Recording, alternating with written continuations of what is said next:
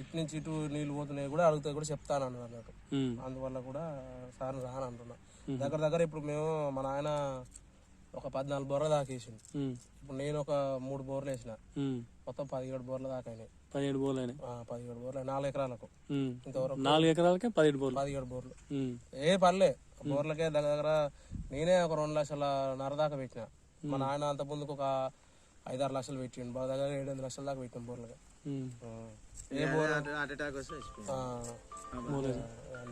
మొన్ననే 4 ఏళ్ళు అయింది. అందుకోసం మామూలుగా సైంటిఫిక్ చెక్ చేయించుకొని ఫైనల్ గా ఉందా లేదా? ఇక లేదు.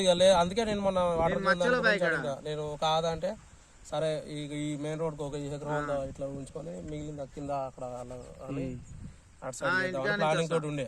కానీ మళ్ళీ నాకు ఇక్కడ పోయినా ఏం పోయినా బయట రోజు దగ్గర మనం ఏం చేసినా వేస్ట్. ఇక పండగ కూడా పర్లేదు కానీ అని చెప్పి ఒకసారి ఫైనల్ కాదు పడతానని నమ్మకం నాకు కూడా అనిపిస్తుంది.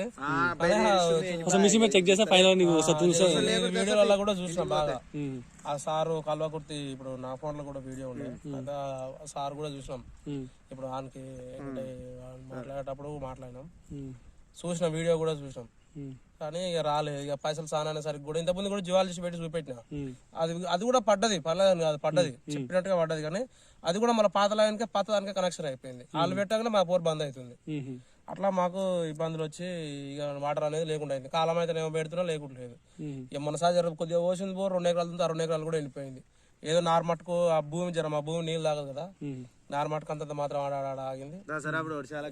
ఇక కథం పోయి ఉడవీకపోయి వేరే కౌలు చేసుకుంటా అక్కడ ఆడేస్తున్నారు. ఇక కౌలు భూమి అనేది ఏంటంటే మనకు నమ్మకం ఉంటే ఇస్తారు, లేకుంటలేదు. ఇంకోటి రేటు డబ్బులు పెంచాలని బతికించుడు మనకెందుకు, మనకు ఉండాలి సొంతం అని ఆలోచనతో వద్దని అనుకున్నాను అటుగా. అట్లా